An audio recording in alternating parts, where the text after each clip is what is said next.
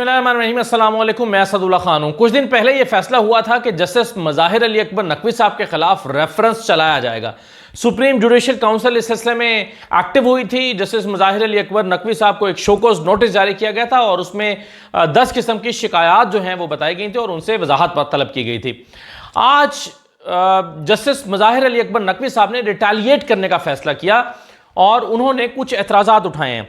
उन्होंने supreme judicial council की तश्कील पर एतराज़ उठा दिया। सबसे पहले उन्होंने कहा कि ये सुप्रीम जुडिशल काउंसिल की तश्कील ठीक नहीं है। उन्होंने कहा कि जो काजी फायज़ा साहब हैं और सरदार तारिक और नईम अफगान साहब हैं, ये जानिबदार हैं। 3 जजेस का नाम उन्होंने लेकर कहा कि ये जानिबदार हैं, इन पर इनको भरोसा नहीं है और ये मेरा केस नहीं सुन सकते। काजी फायज़ा, सरदार तारिक और नईम अफगान, उन्होंने कहा कि इनको ये इस सुप्रीम जुडिशल काउंसिल में नहीं बैठ सकते।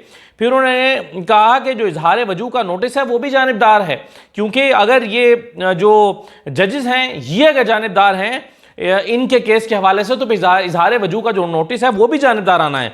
उन्होंने कहा कि कार्रवाई जो है वो सियासी बुनियादों पर की जा रही है।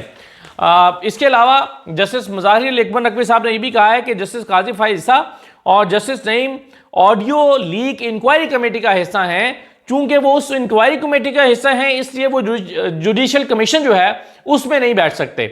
वो इस जुडिशल कमीशन में नहीं बैठ सकते क्योंकि वो जो ऑडियो लीक इंक्वायरी हो रही है वो उसका भी हिस्सा है।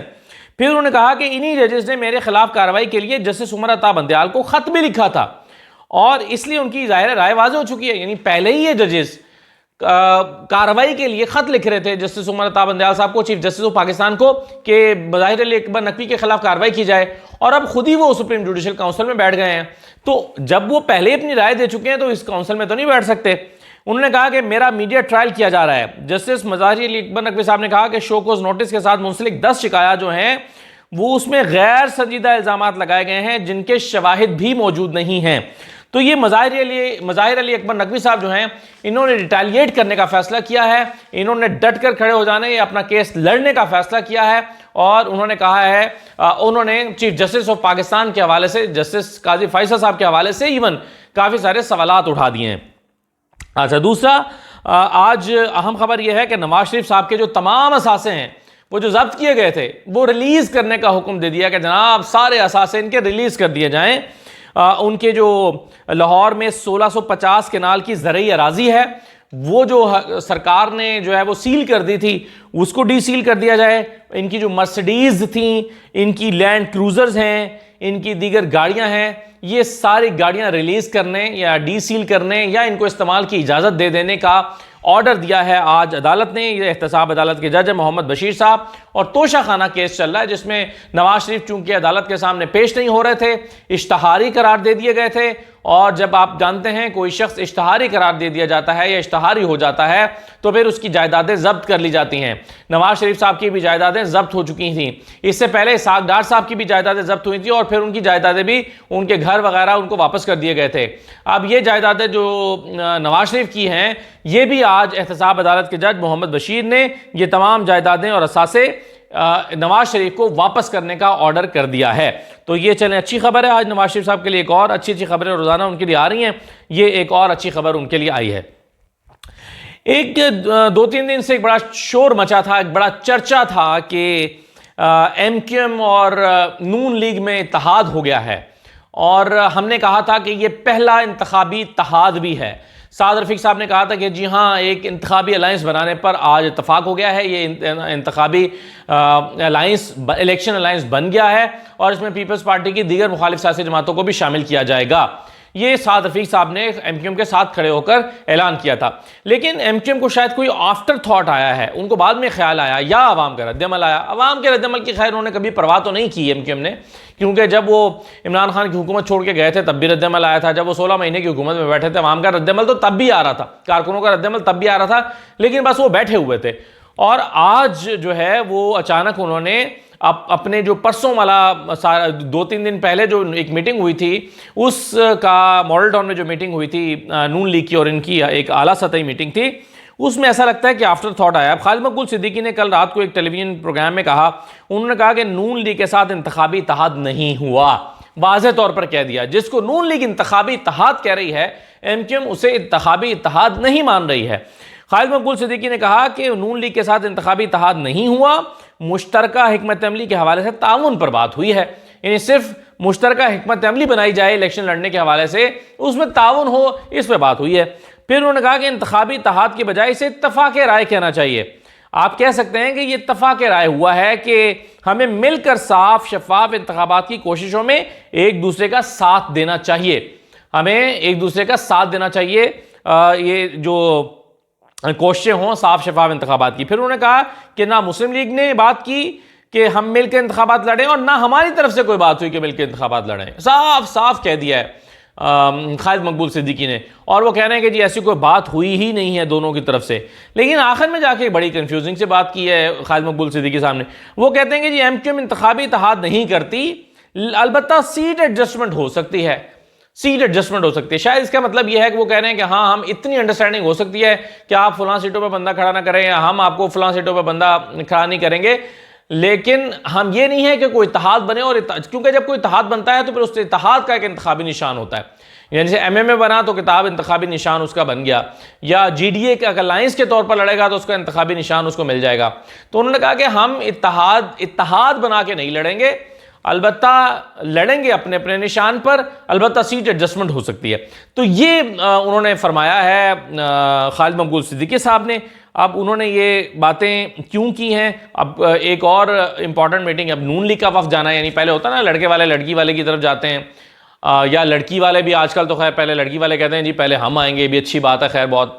तो पहले लड़के वाले लड़की वाले की तरफ जाते हैं और फिर लड़की वाले लड़के वालों की तरफ जाते हैं। तो ये एक कल्चर है हमारे यहाँ पाक बरसगीर पाक व हिंद में। तो उसी कल्चर के तहत अब एमक्यूएम पहले यहाँ आ गई है, अब ये उनके यहाँ जाएंगे और देखें ये शादी कैसे आगे बढ़ती है, इंतखाबी शादी ओबियसली।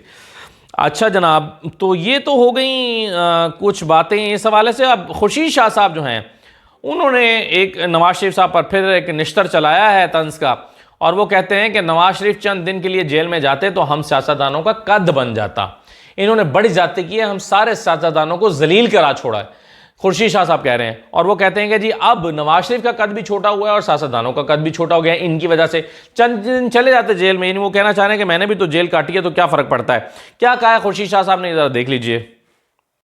जी यार मैं तो दुआ करता हूँ अल्लाह करे हमारे दोस्त बोला जट की तरह आते, चीखते हुए आते, घोड़े पे चढ़ के आते, और वो क्या कहते कुल्हाड़ियाँ लेके आते, बंदूक लेके आते। यार ये तो अच्छी बात थी अगर ऐसे आते। ये किसी ये भी इल्जाम नहीं लगाऊंगा मैं ये कहूँ, मैं ये कहता हूँ कि अगर 4 दिन जेल में चले जाते साहब तो सियासतदानों का कद बढ़ जाता, हमारी वर्करों की इज्जत हो जाती, तो वो सीधे जेल में जाते। एक नई रवायत बन गई है कि हाई कोर्ट चली जाए और कहते नहीं हम तो फलाने को ले गए थे, फलाने को ले गए थे, हाई कोर्ट में रजिस्ट्रार जाए और हम मान लें, रेड कार्पेट बिछाओ तो जाओ। क्या मैसेज दे रहे हैं हमको? नवाज शरीफ का कद छोटा हुआ है, बड़ा नहीं। अच्छा, नवाज शरीफ का कद छोटा हुआ है, बड़ा नहीं हुआ, और वो कहते हैं 4 दिन जेल में चले जाते हैं तो हम सियासतदानों का कद बढ़ जाता है। देखिए हर तरफ से तनकीद का सामना है नवाज शरीफ को, जिस तरह से वो डील करके आए हैं, ये डील इनको महंगी पड़ेगी सियासी तौर पर, और उसकी वजह से इनकी सियासी पोजीशन काफ़ी ख़राब हो रही है। आज जो नून लीग को सियासी तौर पर मुश्किलात का सामना है, अवाम में नहीं जा सकते, सर्वेज उनके खिलाफ आ रहे हैं, ये सब कुछ ना होता अगर नवाज शरीफ साहब जो हैं वो थोड़ी सी हिम्मत दिखाते, थोड़ा सा जेल चले जाते, तो और इनकी पॉलिटिकल पोजीशन इस वक्त मुख्तलिफ होती, ये डील का तासुर भी ख़त्म हो जाता और बाकी चीज़ें भी ठीक हो जाती। अच्छा देखिए, आखिर में मैं इमरान रियाज खान और इंजीनियर जो मोहम्मद अली मिर्ज़ा साहब हैं, ये मोहम्मद अली मिर्ज़ा साहब बेबुनियाद इल्ज़ामात आयद कर रहे हैं। मैंने कल भी इनका जिक्र किया था। अब इन्होंने जो फरमाया इमरान रियाज के हवाले से, ये मैं आपको सुनवाना चाहता हूँ, फिर मैं इस पर इमरान रियाज का माजी का जो जवाब है वो मैं आपको सुनाता हूँ, आपको पता चल जाएगा। ज़रा देखिए क्या क्या फरमाया इन्होंने इमरान रियाज के बारे में। आज वो इमरान रियाज खान साहब के बारे में लोग कह रहे हैं जी आपके स्टूडेंट हैं, आप उनके हक में बात करें। मैं तो हर उस बंदे के हक में बात करूंगा जिस बंदे के साथ जुल्म हुआ है। हम कहते हैं ज्यादती हुई है, इस तरह नहीं होनी चाहिए, लेकिन उनके साथ जो कुछ हो रहा है ना, वो मुकफ़ाते अमल हो रहा है। ये वही इमरान रियाज खान साहब है कि जब दूसरे सहाफियों के साथ ये मामलात होते थे ना, अबसार आलम के साथ, मतीउल्लाह जान के साथ, असद तूर के साथ, हामिद मीर साहब के साथ, उस जमाने के आप वीलॉग्स देखें इन्हीं इमरान रियाज खान साहब के, ये उन वीलॉग्स के अंदर उस जालिमाना कानून को सपोर्ट करते हुए नजर आ रहे हैं। अब ये कह रहे हैं कि जब उन पर जुल्म हो रहा था इमरान रियाज खान उसको सपोर्ट कर रहे थे, और देखिए इनके साथ मुकाफात अमल हो रहा है, यानी इनका कहने का मतलब है ठीक हो रहा है।